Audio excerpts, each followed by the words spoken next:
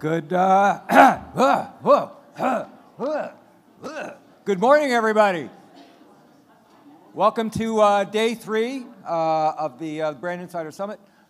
Thanks for hanging with us. I know a lot of you have various travel schedules during the morning, so I wanted to thank all of you for fantastic questions and input, and of course to all of our speakers over the last few days. Our sponsors especially, I know I say this almost to a tiresome degree, but one of the cool things about our sponsors here that those of us on the editorial side really appreciate is that when they buy into our events, they're buying into independent journalism. They understand that we don't do pay-to-play here, that they are supporting an agenda that is peer-to-peer, where we have marketers talking to marketers exclusively, and that's important to us. Also, the videos over the last 2 days, they're already posted online, so you can go back to the agenda, and they're already there. Today's, I'm sure, will be there probably by tonight. I am told we got to sell those T-shirts, so we've got a lot. We have a lot of T-shirts left over. So if you've got kids at home, you want to bring stuff back to, they're yes, they're free. They are free. Saying ironic, it was ironic. I also want to mention that they're free. Did you get that? They're free. That's right, 2 for 1. BOGO out there. Right, free one. FOGO. We're doing FOGO.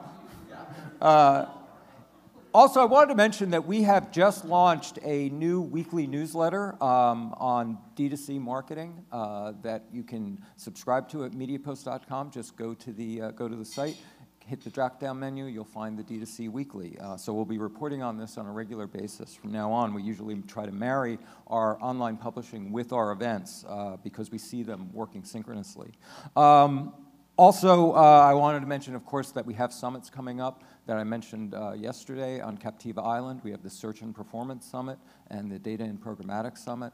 I think both of those topics are certainly germane to a lot of the brands in the room. So if any of you really appreciated this experience, if you're interested in those 2 summits, or if you have people on staff that specialize in those fields, we'd love to have them. One of the things that we've really enjoyed over the last year especially is bringing more direct-to-consumer brands into the fold of a lot of the legacy brands who tend to come to our summits. We think that the cross-conversation among the old and the new is really productive. Today, one thing. Let me throw in one thing while we have their attention. Yeah. Not just about T-shirts, but there's a movement as the boss is walking out the back door. He's sneaking out the back door. There's a movement to add in the middle of the year here. Add a second D2C summit just like this one, and we're looking at the first week of November. In the wonderful location of Kiowa Island, South Carolina, or perhaps even maybe Pinehurst. But somewhere nice, first week of November, just kind of tick a box and make sure you're paying attention because we're going to try and bring one back before the end of the year. Okay. Cool. Yep. Okay. Yeah, because there were a lot, of course, obviously we know we were competing with another event that a lot of the D2Cs were at this time. There were a great many brands that wanted to come to this one who couldn't make it because, of course, all of you are working with short staffs. Today, we are focusing on customers, on a lot of ways of coming at the customer base and understanding that unique customer relationship that a lot of direct-to-consumer brands have cultivated. We're going to start with Ash Williams from Keen Footwear. Ash and I had talked about the various things that they're doing at Keen, and one of the things that, again, really popped in our conversation was the fact that Keen was doing values-based branding before values were cool. Before a lot of the new generation of direct-to-consumer brands were trying to fold what they do and their products and their production and the values of their company in with a larger sense of meaning, Keen really had been building this into the infrastructure of their company. He and Keen have a lot of experience with this, and that's why I wanted to bring him up here to talk about what values-based branding means for them and the journey that they've taken in making it a more important and integral part of how the company operates, how they work internally with one another, and how they are starting to let customers know about the values that are driving the company from the beginning. Ash has been at Keen for several years. Before that, he worked at a number of brands like Adidas and Amer Sports. His job there is to lead the marketing push, but especially their contact with the fans themselves. Please welcome Ash Williams.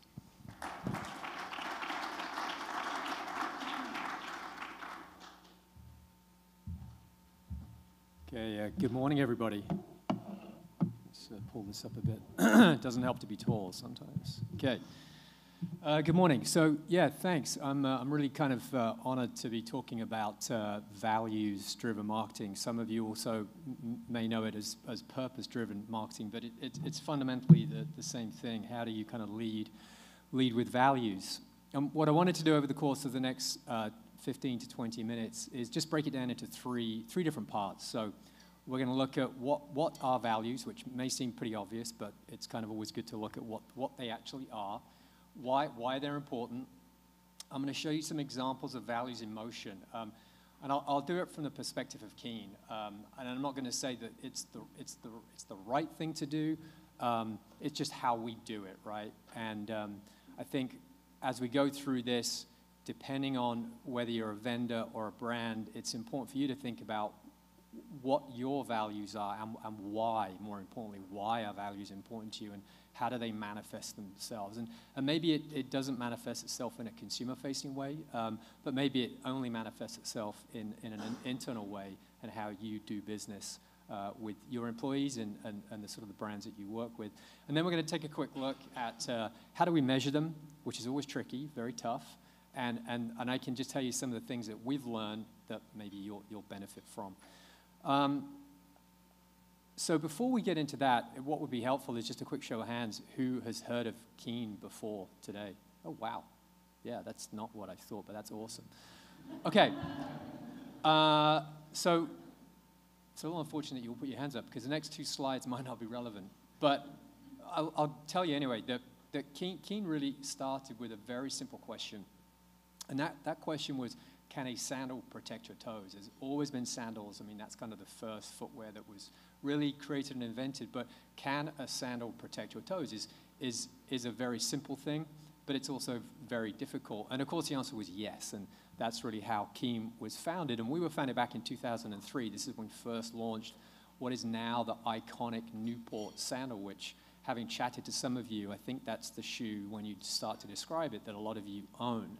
And since then, we've sold about 30 million pairs of Newports, and it's still one of our core franchises. It does phenomenally well. But you know, we are also very unique in the industry. There's a huge amount of consolidation. There's big holding companies like Amma, who I used to work for, that are now Anta. There's Wolverine. There's you know, Deckers, and there's VF. So there's a huge amount of consolidation that's going on. But we're very unique in the industry that we're still family-owned. Our owner is still heavily involved in the business and is in the office probably once a week. But we're also more than just that sandal. We are in lifestyle. We're in kids. We have a growing workwear business as well. So we make utility boots with sort of steel toe caps and things, which is pretty amazing. We're based in Portland, Oregon. And we have global offices in Canada, Rotterdam, and Japan. And we're in most countries in the world, either directly through our subsidiaries or an agent or a distributor business. So what I wanted to do is just take a quick look at what values are and why they're important. So this is just a definition of what a value is. And it's a broad preference concerning appropriate courses of actions or outcomes. As such, values reflect a person's sense of right and wrong, or what ought to be. The two key words there are actions and right and wrong. And they're the two words that I kind of want you to remember as we go through this. And if you're going to take anything away from this, just maybe those two words. It's actions and right, that sort of difference between right and wrong and what ought to be. So why are values important? I think two of the main reasons are that values create a strategic and sort of moral direction for how you do business, how you interact with employees, how you interact with the vendors.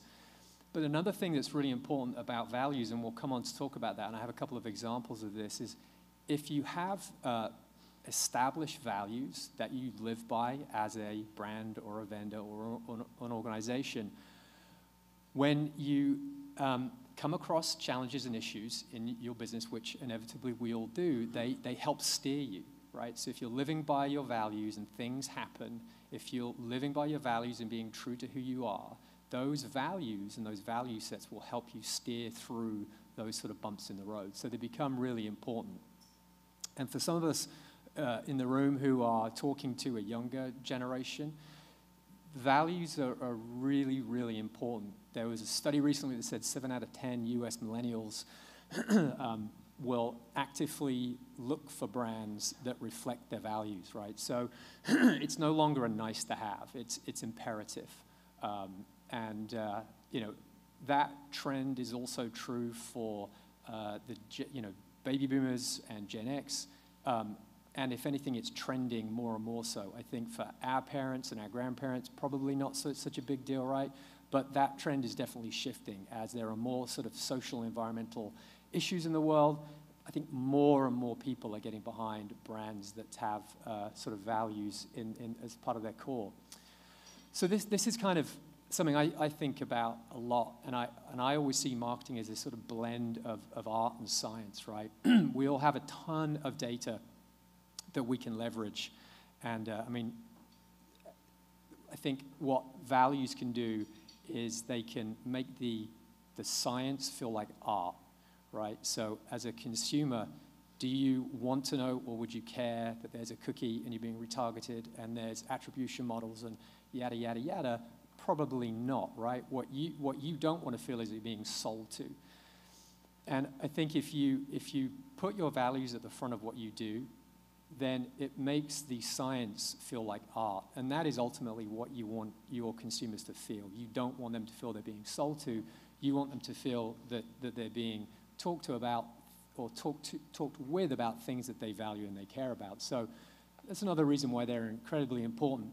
And another really important thing here is that you are what you do, not what you say you'll do. We talk about this a lot internally, and this whole idea of do not say. And it may sound counterintuitive here, but living by your values is something you should do because it's the right thing to do, not because it's a tactic that you can use to sort of curry good favor with a consumer. So I wanted to come on to this and talk about this real quick. So I have a couple of free shoe cards here that I'm gonna give away. So this is the first question here is, can anybody tell me for a free pair of King shoes, what Keanu Reeves and Little Caesars Pizza have in common? You can just shout it out. They're both bad. They're both bad? Both heads. Okay. Any others? Because I don't want to take these home. So we were just talking about doing, not saying, bit of a clue. Somebody can just say it, and you get a free pair of shoes. Somebody say, do not say. Do not say. Okay, I'll give you. Well then. So yeah, they basically they've been living by their values for some time, and you wouldn't really connect Keanu Reeves with values, and you wouldn't really connect Little Caesars Pizzas with values as well. But what I found really interesting, and these two articles popped up in my feed in a relatively short space of time, and that they use the same word. They're completely different news outlets, but they both said quietly, right? Which was really interesting, that they've both been doing this for years and years. Keanu's been donating. He has a fund. He has a foundation. He donates money to children's hospitals and cancer research.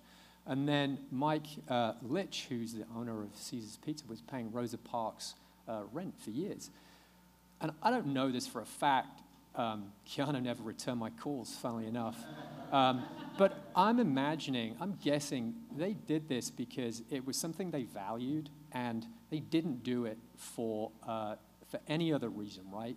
These stories may never have come to light, but they did, and as a result, they're that much more powerful. They didn't push these stories out. It wasn't a PR stunt.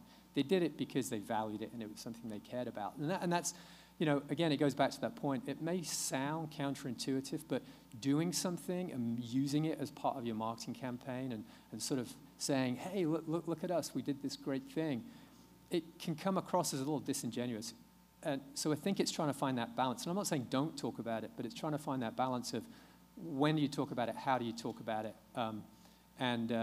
That's a really important point.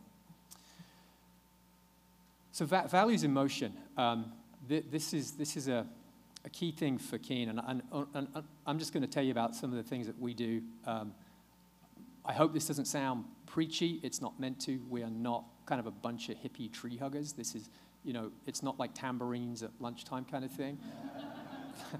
These are our values. We live by them. They're super important. And these become filters for things that we do. And we refer back to these every single day, which is super interesting. And I would also say in our product development team, as they're building products, they have something they call the 3 Vs, one of which is values, one of which is venture for adventure, and one of which is versatility. So when they're developing product, if the product that they're briefing in and developing doesn't hit on those 3 Vs, it doesn't make it through the process. So values are incredibly important for us.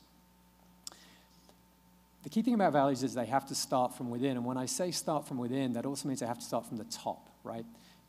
Values can't be something your marketing team puts together and pushes out to say, hey, we're donating 1% of our proceeds to a cause. It really has to start from the top. It has to be your owner, your founder, your CEO, your C-level board. That if they don't live those values, then you're not truly a values-driven organization.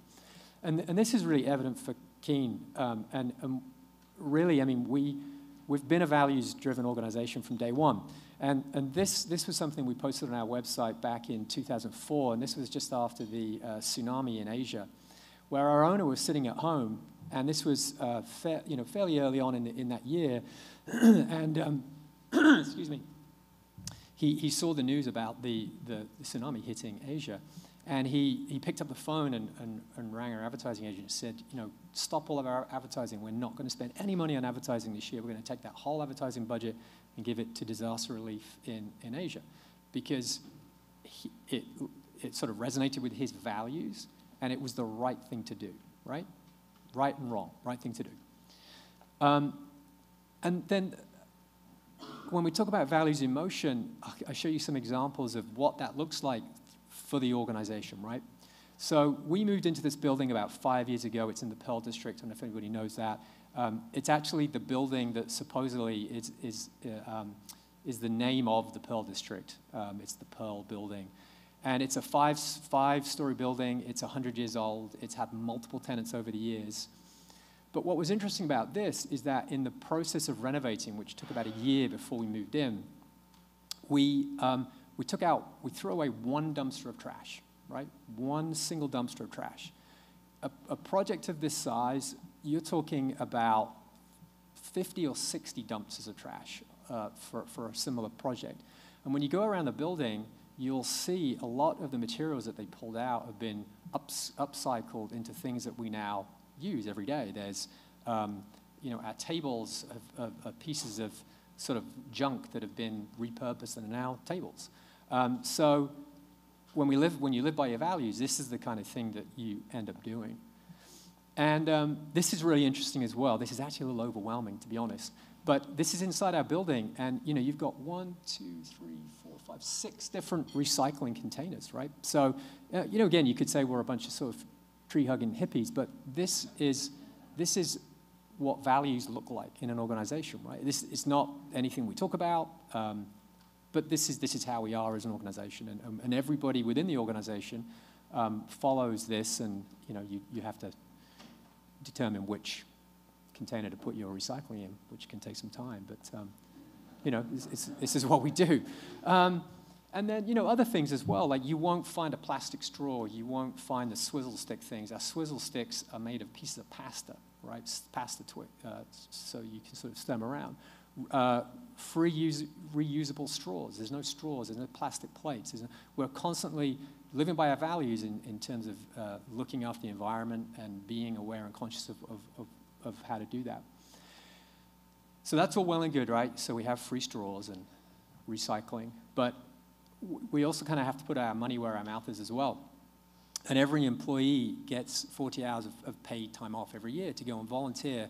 And I would say most people use it. And we do sort of company events where we'll all go out and do something, or people can go and volunteer and do things, in their local community and sort of give back, which is a really important thing to do, and we encourage it. So we really want our employees to get out there and give back to their communities.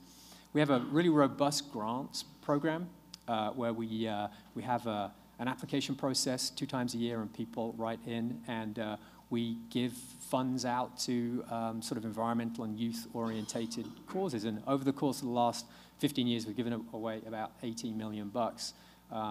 So, and again, it's easy to give away money, and it's easy to donate percentages of profits to things, but we are actively involved in a lot of these different causes, and we don't just give them money, we work with them, we support them, we give them other sort of aid as well.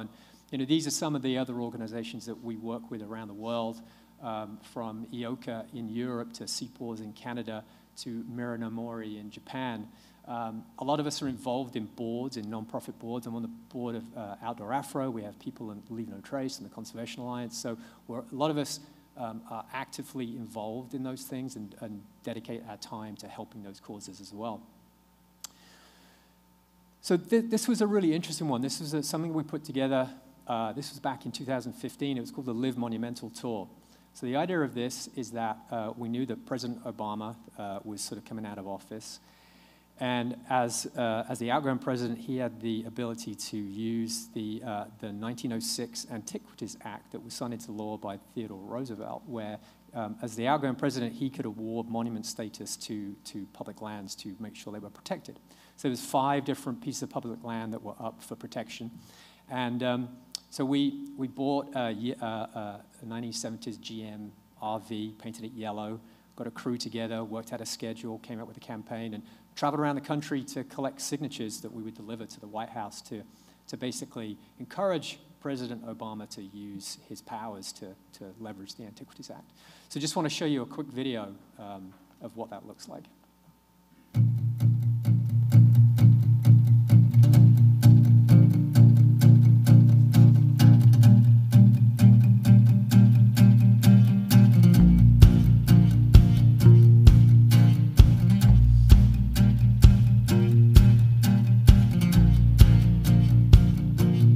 In the summer of 2015, a crew from Keene set off on a cross-country road trip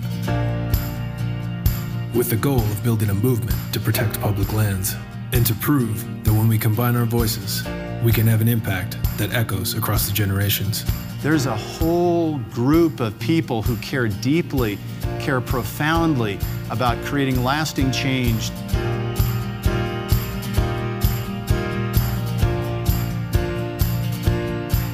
The movement continues to grow because there's work yet to be done.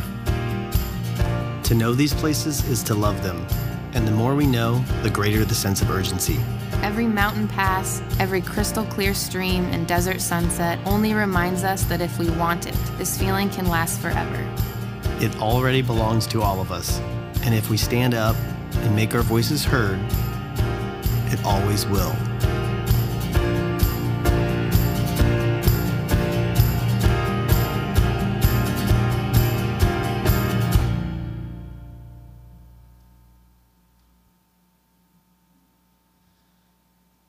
Okay, so that was it was a great program. It was really successful. The goal was to collect 100,000 signatures. We didn't collect 100,000. I think we got about half of that. But we did the tour. We delivered the signatures to the White House. And I think as a result, I think four of the 5 areas ended up being protected. So somebody, you might say, so what, right? It's great. I would expect you to do that. What was interesting about this and what was unique, and I think why I wanted to talk about it, was that coming into the year, we had Live Monumental didn't exist, right? Nobody had thought about it. It was on no one's radar. We had a campaign. We knew what we were doing. We had the year planned out. But this was, through somebody who worked on the board of the Conservation Alliance, this was something that came up, and it was kind of a reaction to an opportunity, right? And I think that was probably in sort of March, April time. So we made the decision that this was something we had to do to support that cause. And so we put it together in the course of about 2 months. So we bought this RV, we painted it yellow, we did the whole thing. We put the tour together, we brought in some key retail partners, and we put this program together in a really short space of time. The other thing is that almost to our detriment, I would say, we didn't really talk about it, right? We didn't use this as a marketing tactic. This was not something we did to curry favor with consumers. We, our return on ad spend was probably 0 in terms of a measurable metric. We didn't ever mention selling anything off the back of this. That would have just gone against the grain so much. There was no way anybody in our building once thought about trying to sell product off the back of this. This was a genuine call to action for Keen to leverage our kind of economic power to do good and give back, right? So that kind of is why it was super important. And that's now continued. And whilst we still have the RV and we still do a lot of sort of events and activations, this was something that we developed last year, and these are voice over IP phone booths. So we have about 5 phone booths now that we take to different events, and what this enables consumers to do is ring up their local representative, state representative. So you ring Capitol Hill, and we have a series of scripts, right? So you can flick through the scripts, and you can find something that you value, or you can just ring up your local representative and talk to them. But these are phone booths where you can ring up your local representative and make sure your voice is heard. It's free. We don't, it's a way of enabling our fans to leverage their values as well. And this is, obviously we're a product organization. We make product, and we have to sell product to stay in business. But values are incredibly important, even in that sort of product supply chain as well. So, and these are some of the sustainable technologies that we work with. So one is natural odor control. It was great hearing about the products from yesterday that use coffee oil. We have the Better Leather Working Group, and then PFC Free. So these are some of the sort of the more value-driven technologies that we work with. And I just want to touch on real briefly on PFCs, because this is such an important one. And PFCs are something we all love, right? It's the durable water repellency that a lot of us have, certainly on our outdoor gear. And these have been super popular for many, many years. And the thing about PFCs, perfluorinated carbons, is that they're incredibly durable, right? So durable they don't break down. But what happens is they build up over time, and they become incredibly toxic in the environment, to the point where they've recently done some research on some polar bears in the North Pole, and found that PFCs are in the bloodstream of these polar bears, and they're getting there because of the water supply, right? So incredibly toxic and carcinogenic and really kind of evil things that should not be in anyone's supply chain. So for another pair of Keen shoes, right? Talking big money prizes here. Can somebody tell me what these 3 products, the cups, many of which I can see some around here, you use them every day. There's a non-stick frying pan and carpet. What do these 3 products have in common? We were just talking about PFCs.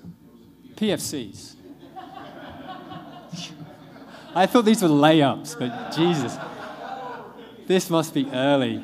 Drink more coffee, not out of one of those things. But they're so they're all around us. They're not just in outdoor gear. They're everywhere, right? And as people, we can all help reduce these things, right? Everybody picks up these paper cups and uses them for their coffee. They're evil, toxic things. We shouldn't be using them. The plastic cups you take in the gym. Sorry, I'm going to get preachy. Don't use them. You use them once, and it takes thousands of years for these things to decompose. Anyway, enough preachiness. So measure and learn. So really tough to measure values, right? But what we do is we pay a lot of attention to things like Net Promoter Score and our sentiment scores. And we sort of track and monitor those pretty religiously. But there's going to be times when it can get a little scary, right? So this is really interesting, where our this was a sentiment score from last year, and we saw this huge negative spike, right? And when you look at what that triggered, it was a climate change post that we posted. And it gets a little scary, right? And if you're not a values-driven organization, or if you don't have values at the core of what you do, something like this could mean, wow, we got to change tack. We can't keep doing what we're doing. We're not going to do that anymore. But if you're truly values-driven, then this kind of thing you just weather. And we also know that over long term, our direction pays off, right? We're not doing it to pay off, but it does. Our sentiment remains high, our Net Promoter Score remains high, but there's going to be times when this kind of thing happens, and you get these huge sort of negative spikes. The other thing I would say as well, and something we've learned, so you can benefit from this learning, is that when we've turned those dials down of talking about values and being active in the market, we see a direct correlation in our sort of organic referral traffic. It goes down, and that has an impact on revenue. So whilst you may not be able to measure the impact of values directly, you can almost measure the impact of not talking about your values, right? I don't recommend it, but that is a way of looking at it, right? So we're pretty confident, having seen a couple of sort of bumps along the way, that when we stop talking about values, our organic referral traffic goes down, and that has an impact on our revenue. So just to sort of finish this up, I'd say there's really kind of four main learnings and four kind of key takeouts from this.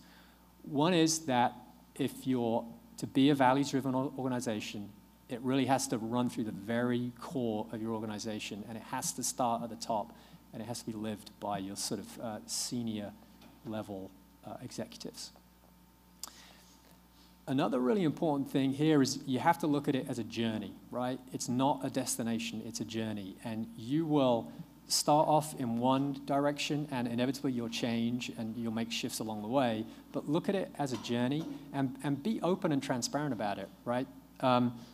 There's a ton of research and a ton of studies. There was one done by Accenture recently that said 65% of global consumers are more willing to forgive brands that are values-driven and honest and open about what they're doing. So if you make a mistake, consumers are more likely to forgive you if you're truly a values-driven organization. And there's going to be times when it gets bumpy. So this is Caroline Gleich. She's one of our ambassadors. Again, we pick all of our ambassadors that sort of share our values. And we made a post about public lands.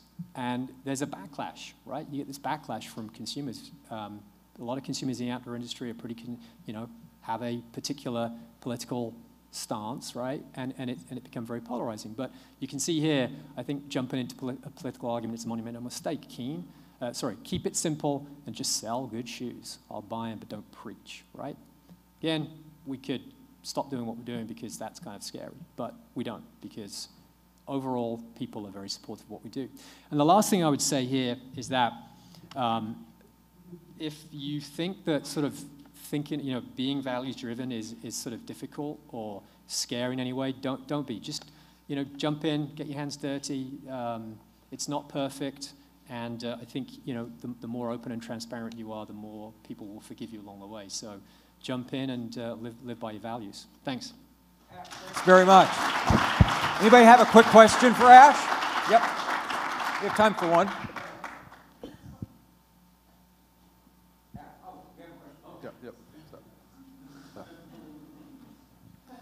Hey, Herb Jones with Fracture. I'm a huge Keens fan. I literally, just a day before the conference, ordered my third pair.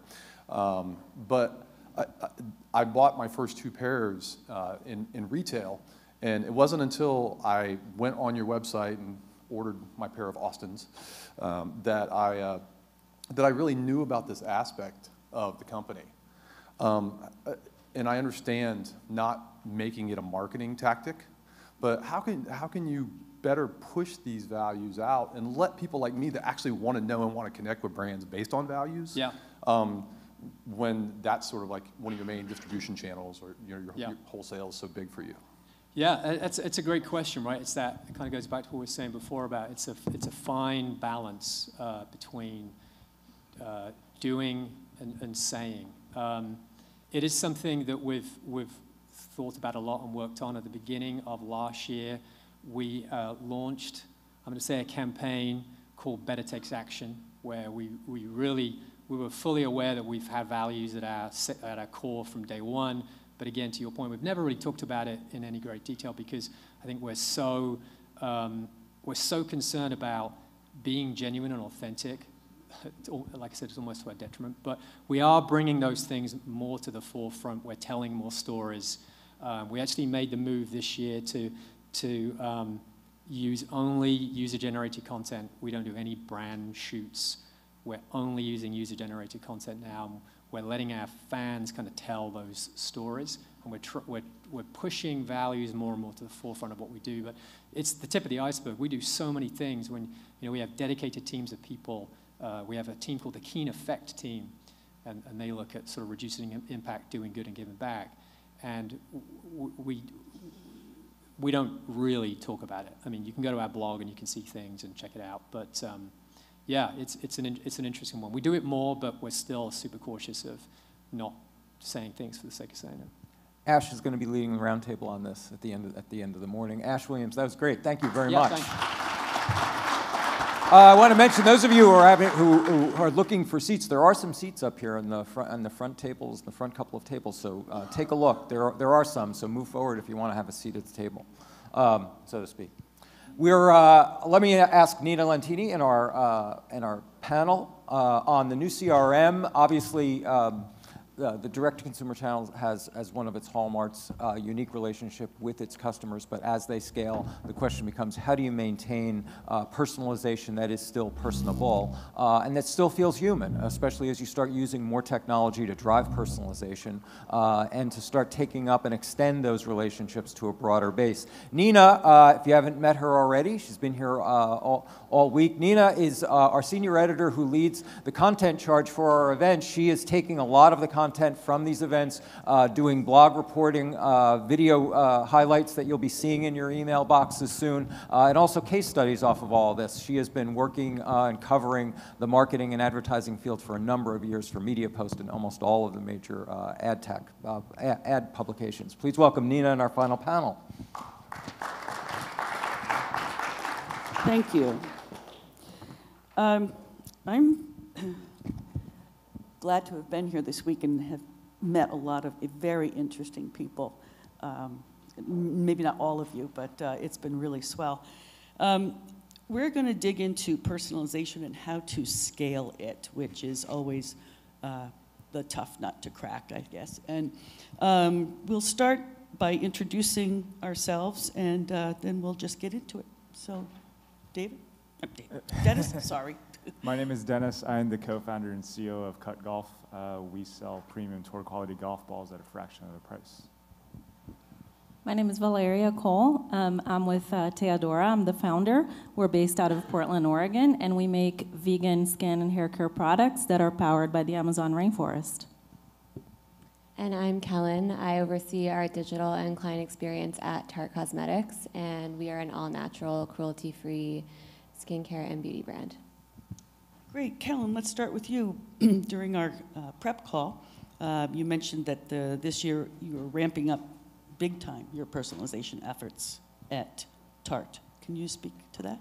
Sure. So last year, I think we were sort of starting to plant some personalization seeds and trying out what kind of worked for us. And this year, we've sort of hit the ground running, and we re-platformed our website about a year ago, and our big focus as part of that was making sure that we had the resources and the tools to actually start personalizing for everyone who comes to our site. So part of that was building out a beauty profile for every client that captures hair color, eye color, skin type, favorite categories, shades that she's liking. And that allowed us to basically serve up and sort of promote some of those categories and products for that client when she's visiting our website at any given time. And that's just sort of a baseline of personalization that we've started ramping up this year for people that we might know a little bit less about, first-time visitors or non-purchasers. And then something else that has sort of allowed us to personalize at scale is dynamic sorting rules and personalization in terms of recommendations. So basically, as she's browsing or clicking and purchasing, we're able to re-merchandise the website based on her perceived interests. So every recommendation that you see from homepage down to the cart level and even order confirmation page will look different depending on your user behavior, as well as every category page on site, which has really allowed us to see some conversion lifts and make that experience feel not only different every time she's coming to us, but different for every user and kind of what they're looking for in their journey. That's great. Val, you're in a similar business, right? So how about, how is it working for Teodora?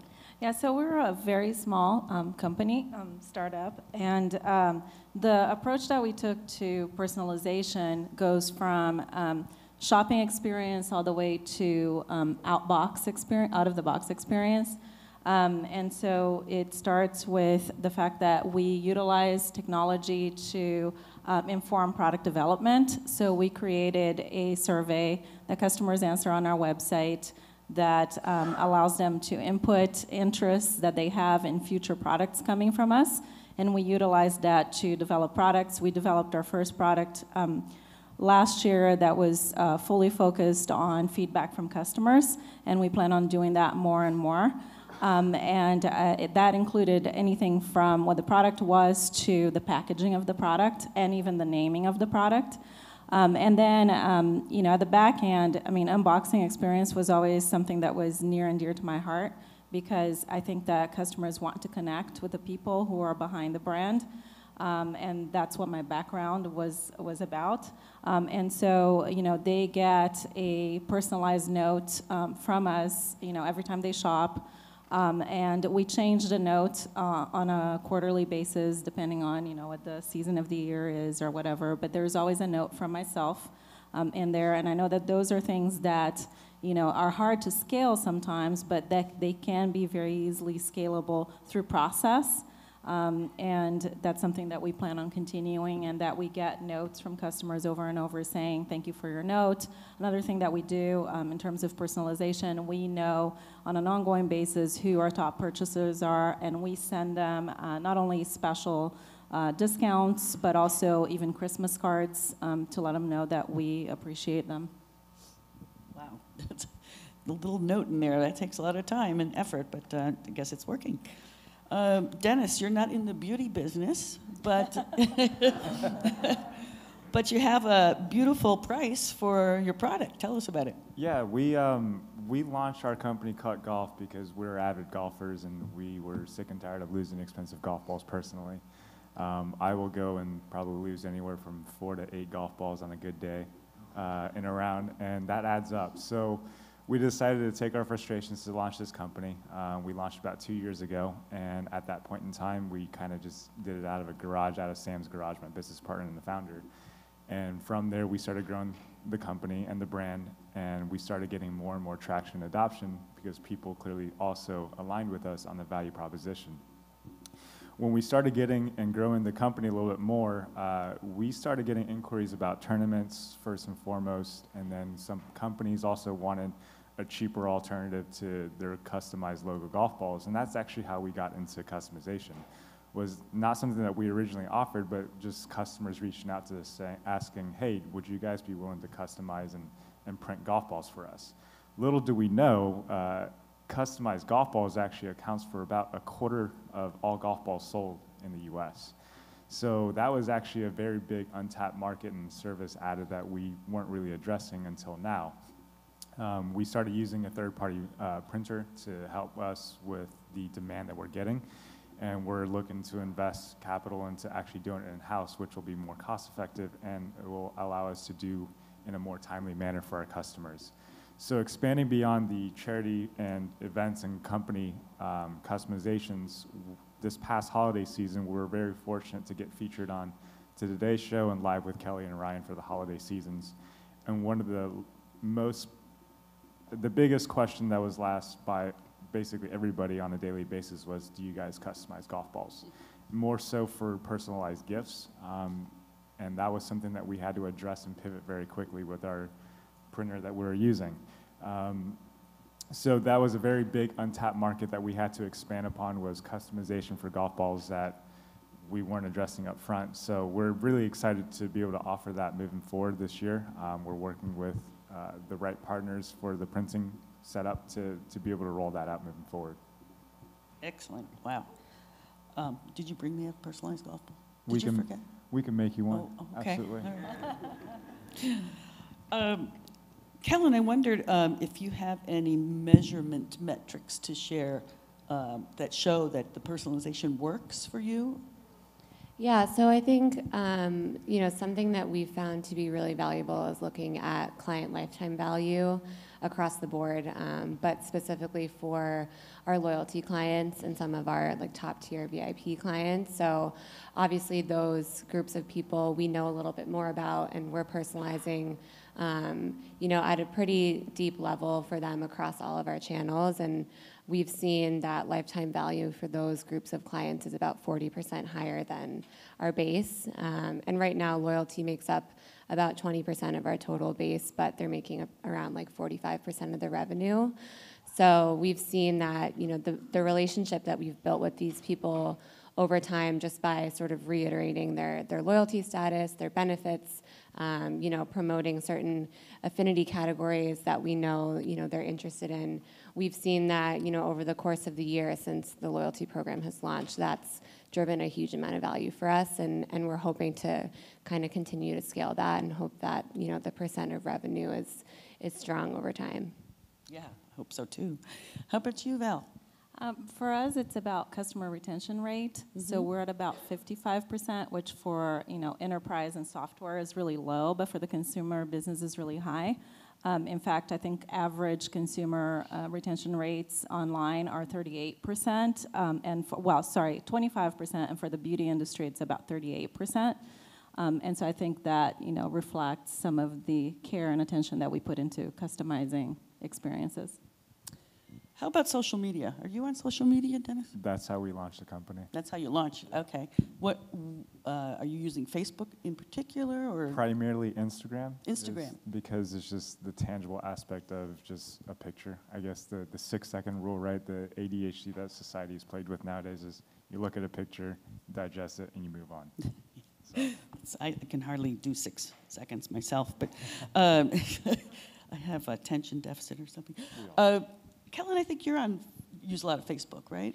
Yeah, so right now we're really focusing on sort of bringing some of the loyalty and VIP customization or personalization into our paid social channels. And we started a little bit smaller, so something that our loyalty vendor, CrowdTwist, is allowing us to do is incentivizing some of those social engagements and interactions just as much as like a purchase activity. So we know that we sort of had this really broad audience of people who are spending a little bit more with us. They might be a little bit older, but we also have this really young audience that is super socially engaged. They're acting as ambassadors for us, whether it's on Instagram or Twitter or Facebook. And we thought really hard about how we can incentivize and reward those people who are acting as ambassadors for us, even though they might not be spending as much. So something that we focused on is bringing in loyalty personalization into the social channels. So if we know that she's a loyalty client and we know what tier she's in, we're able to personalize all of her Facebook messaging right now. Every time she's like posting an image and tagging us on Instagram or using a hashtag on Instagram, we're also awarding points to her. So that sort of allowed us to bring some of that loyalty and top tier experiences that we were able to scale on site and bring those into the social channels for those clients that are really active there that may not be coming to us, every month and purchasing something. Okay, you're nodding your head there, Val. I guess you're doing something similar. Well, no. Well, we are on social media. I think you just have to be. I think the only thing that we found a little different that we're doing on social media is that we utilize that database that we built from the surveys online to create a closed group that we utilize as our community of enthusiasts, if you will, to continue to generate product idea, to tap into them when we're developing things and ask questions, or to even send them products that we have in the lab being developed to figure out, do people like it, do people don't not like it, and so that's a way that we've utilized social media a little bit differently. Yeah, that's great. What about loyalty? Are you doing a loyalty program, or? We are actually, and I can't talk too much about it because it's not launched yet. But actually, March 21st marks our 2nd anniversary, so it's a big deal for us. We're super excited for making it to 2 years and not knowing what we're doing, and thanks, John. And actually, in coincidence with our 2nd anniversary, we're excited to launch what we're going to call the Cut Golf Club. And that's essentially our loyalty program that we're going to be offering to a lot of our customers. It's going to be, I think, a really good program. We also have an annual invitational, which is a golf tournament that will tie into the top tier of our loyalty program. For people that qualify for it, we will be giving away 1 free entry into our annual invitational. So it's a little bit of a giving back and getting the customers to engage a little bit more with us and giving them a loyalty give back. Great. I think we have time for questions. How many people out there are doing personalization? Well, that's great. Do you have questions of our panel? Elliot.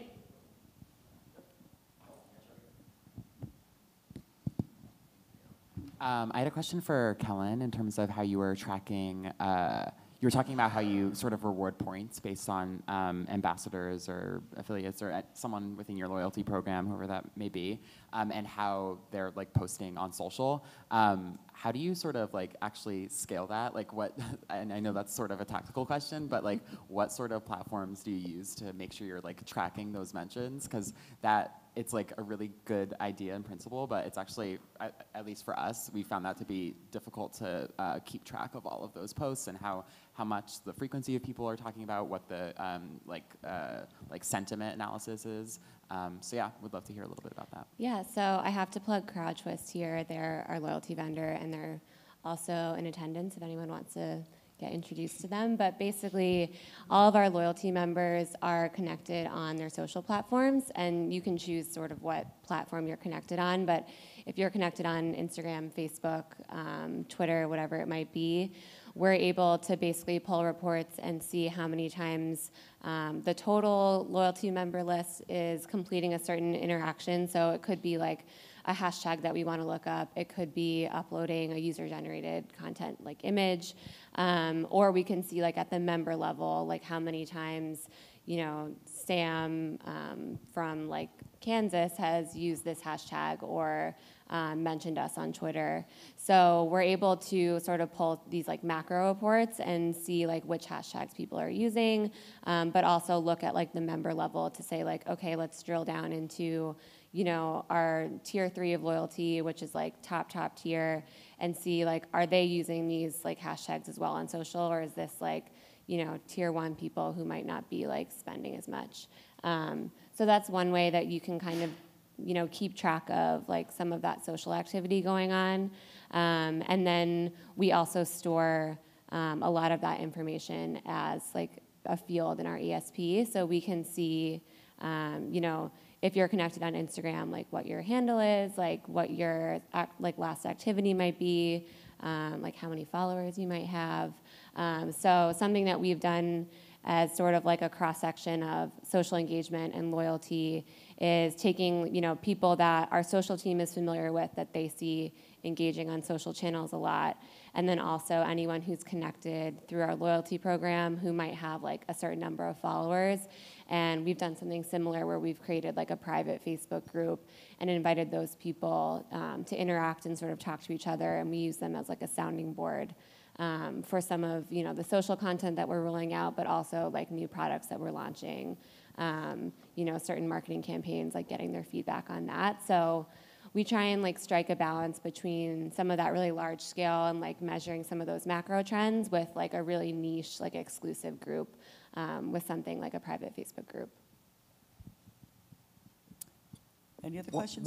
Yeah, I have a question. One of the hot topics when we do our email insider summit, which is almost all about personalization, is the levels of personalization that when you hit diminishing returns. What levels of personalization really are necessary, and how much, and at what point do you start seeing diminishing returns from your efforts, or where the levels of personalization don't justify the cost? Things like dynamic content insertion within messaging and things like that. Have any of you reached that threshold where you've recognized we can do this too much and it just doesn't matter to our users? They don't want that much personalization? I think, you know, we've seen it plateau a little bit for on-site personalization, and I think it's more so because, you know, it's such an inherent experience, and, you know, you may not be recognizing that a certain category page is actually tailored to you. So I think we launched it fairly early, and now it's sort of the expectation that, you know, what she's seeing is relevant to her. So we definitely saw, you know, an uptick in conversion when we first launched that, and now, you know, it's sort of plateaued a little bit. And that's not to say that we would stop doing, you know, that level of personalization, but I think now for on-site, at least, we're looking for sort of that next level where, you know, potentially like we're reskinning the site for like someone who's a VIP, and, you know, I'll make this up, but like everything's gold and like there's stars everywhere, to like really kind of acknowledge and be really overt about the fact that we recognize who she is and we're personalizing that experience.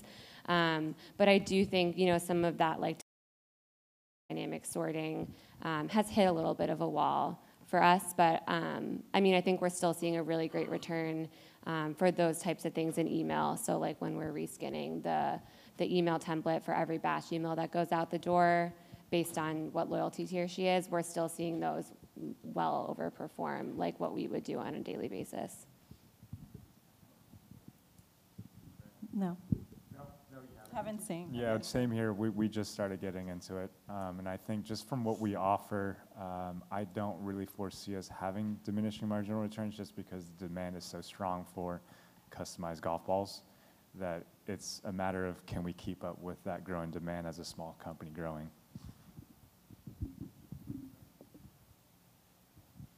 Well, Nina, panel. Oh, did we have another? It's all right. Nina, panel, thanks very much. We're going to do the roundtable at the end of the morning on this topic. Thank you. And we want to welcome our final sponsor presentation, 10-minute presentation from YouGov on Plan and Track Evaluating Challenger Brand Success with their CEO of Data Products at YouGov, Ted Marzilli. Ted, where are you? Thanks. I'm right here. There you are. Welcome, Ted. Thanks, folks. Appreciate it. Many of you probably don't know what YouGov is. As a show of hands, do you know what YouGov does? All right, a handful. So we have nothing to do with the government. I have that conversation a lot. Our sales teams have a lot of conversations about that. We're not tapping any phone lines, et cetera. What we do is maintain a consumer panel of 6 million people across 38 countries around the world. And that consumer panel is representative of the countries in which those people live, and it's a very engaged panel. We're capturing up to 300,000 pieces of information on those folks. And again, not through eavesdropping like the government might do, but voluntarily. So people are telling us about the issues that matter to them, brands that are important to them, how they interact with media, what television shows they watch, et cetera. And that large database is something that we license to our clients, which tend to be advertisers. They're advertising in media agencies as well as media owners, to help them better understand consumers, their brands, and ultimately grow their brands.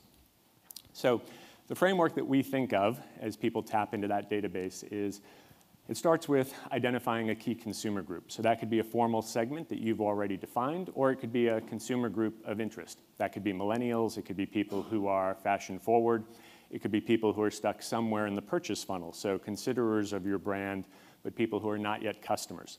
So once you're able to identify a key group of interest, we're then able to tell you, a whole lot about those folks. So those 300,000 pieces of information we have can help you understand what makes that group unique from any other group. The general population, non-customers versus customers, your own customers versus customers of a competing brand.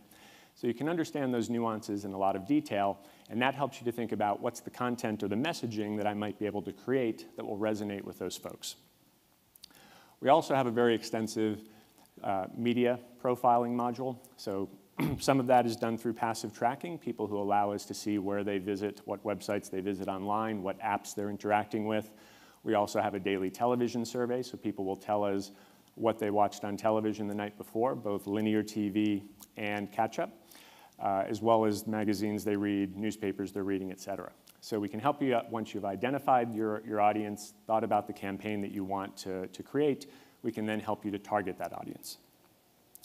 Once you've released a campaign and it's out in the wild, we have a daily brand tracking service. So we're tracking nearly 2,000 consumer brands and 16 key metrics across or through the purchase funnel, as well as brand health metrics, to help you understand what sort of an impact you are having with the campaign, and particularly amongst the target audience for the campaign. And once a campaign is over, because of the large data set we have, we've been doing this for 11 years now, you're able to put the results of that campaign in context. So how did that compare to my prior campaigns? How does it compare to any campaigns I know that have run around the same time, whether it's my competitor campaigns or just brands I want to use as benchmarking? So that's the plan and track offering. And I'm going to take you through an example with Peloton, which is a brand that I've heard mentioned a couple of times today, generally thought of as a challenger brand. They ran a large television campaign over the holiday season, and I'm going to show you what we've seen related to that campaign, as well as the audience that we think they were trying to target. I should note that none of the data that I'm going to share was run specifically to track Peloton in this campaign. This is all syndicated data that we're capturing on a regular basis and are able to report back to clients. So I'm also going to look at Peloton in the context of two of its competitors, SoulCycle and Flywheel. Not quite direct competitors, but they participate in this gym space or exercise category. And the first thing we'll look at is, I mentioned how do we identify an audience. So we're going to look at considerers of these three brands. So these are the demographics and other pieces of information that bubble to the top in terms of what makes these groups unique compared to the general population. So considerers of Peloton versus the general population. All of these brands tend to skew more Democratic versus Republican. I'm not sure what to make of that. But when you look at Peloton, you can see it also skews a bit more white than its competitors, a little bit older, and tends to skew towards people who own their own homes rather than rent. If we look at attitudes towards gym membership, a lot of similarities here. So every considerers of all these brands say they want to get more toned, a little bit of variation. Folks at Peloton say they would go to a gym to access machines that they don't have access to at home. And remember, these are considerers, not customers. And then in the last column, we look at statements that people agree with. And the Peloton folks, the statements that tend to bubble to the top, again, are focused on exercise or health, as well as being able to choose premium products over standard products. For SoulCycle and Flywheel, you see things related to beauty products. So I don't know if Ule is still in the audience or not. I think she's there. Pour moi, maybe an opportunity for you. I think they're actually there's a group of women in my office who go to SoulCycle on their lunch break, and one of them remarks about the great skincare and hair care products they have at SoulCycle. I think it's called Le Labor. Is that someone you consider a competitor or have heard of? Ule? No? Okay. Maybe I'm not talking to Ule. But folks for SoulCycle and Flywheel tend to be a little bit more fashion forward or focused on skincare products and hair care products. So the idea is that Peloton probably has a persona of what they think of as their core audience. So it's many of those statements that we just looked through, and what we're going to focus on is people who agree with those three exercise statements. So generally people who exercise quite a bit, think of working out as being important for them, and also have a tendency to choose premium products. In terms of the targeting, we can look at what that group tends to watch. So on network TV, it tends to be NBC Sports. They're also watching FS1, Bravo, A&E, HGTV. You can see the apps they interact with. Interestingly, this group also says that advertising helps them to decide what they buy. And they also say that while they're watching TV, they often use a second screen to investigate or to purchase products that they see advertised on TV. So one of the concerns I heard yesterday was that maybe people who are watching TV and using a second screen are distracted, so it cuts down on the efficacy of television. This would suggest there's an alternative argument as well. So Peloton did run the campaign over the holiday. There was a his and a her campaign. So one was focused on a Peloton bike as a gift to a woman. The other one was a Peloton bike as a gift to a man. I won't play the advertisement, but we can look at some of the results from that campaign that we're seeing in our data. So there's a baseline period that we have on this chart from October to early November. The actual campaign launched on November 5th. You can see that ad awareness for Peloton started to increase shortly after the campaign launched, increases from about 10% of that target group to about 20% of people saying they've seen recent advertising for Peloton. You don't see a similar increase for SoulCycle and Flywheel. However, they did launch digital or social campaigns right around Christmas, which is those smaller increases that you see in the red and blue lines about halfway through the Peloton campaign period. Another measure that we capture is buzz. So this is capturing whether people are hearing generally positive or negative things about a brand. We ask them to consider advertising, news, and word of mouth. Again, you can see increases for Peloton over the course of the campaign, similar increases for SoulCycle and Flywheel around the time that their campaigns launched, around Christmas. And then finally, we can look at purchase consideration. And these numbers will be quite a bit lower, but you can see that purple line for Peloton does increase during the campaign period. Now, I don't have sales information for Peloton, so I don't know how many bikes they actually sold during the campaign, but certainly purchase consideration would suggest that there was an increase, and that's an increase of about 100%. So 3% of the population, or this target group, saying they would consider buying a Peloton bike before the campaign launched, peaking at 6% or so during the campaign. You can also see corresponding or similar increases for Flywheel and SoulCycle. Part of that could be seasonality leading up into the holidays and January 1st for New Year's resolutions. Part of it might be a bit of a residual effect from Peloton, because if they're promoting exercise, et cetera, it might be bringing SoulCycle and Flywheel a little bit more into people's consideration sets as well. So that was a quick view on the campaign. Oh, lastly, so these are the three metrics for Peloton all on one chart: ad awareness, buzz, and purchase consideration. This is amongst the target group. I'm now layering on the same metrics across or along the general population. So interestingly, ad awareness is actually a bit higher amongst the general population than what we would think of as a target group. That buzz score is very similar when you look at the dark red and the light red lines, but purchase consideration much better amongst those folks that we would think of as being in the target group. So from our perspective, the television campaign certainly had a benefit. How much of a benefit would really depend on how much Peloton spent on this campaign, and then to contextualize it, we would look at other campaigns that Peloton had run in the past year or so to see if this was an A+, a B-, et cetera. So that was it. Just a reminder, at YouGov, we have a large database. We work with brands. Many of the brands that I've seen here today are tracked in our database. So if you have questions about our data or how we might be able to help you grow your brands, I'm here. I have a colleague, Rishi, who's in the back. Rishi. There he is. He's been networking a lot, so most of you probably know him. Feel free to speak to us during the coffee break or any time during the day.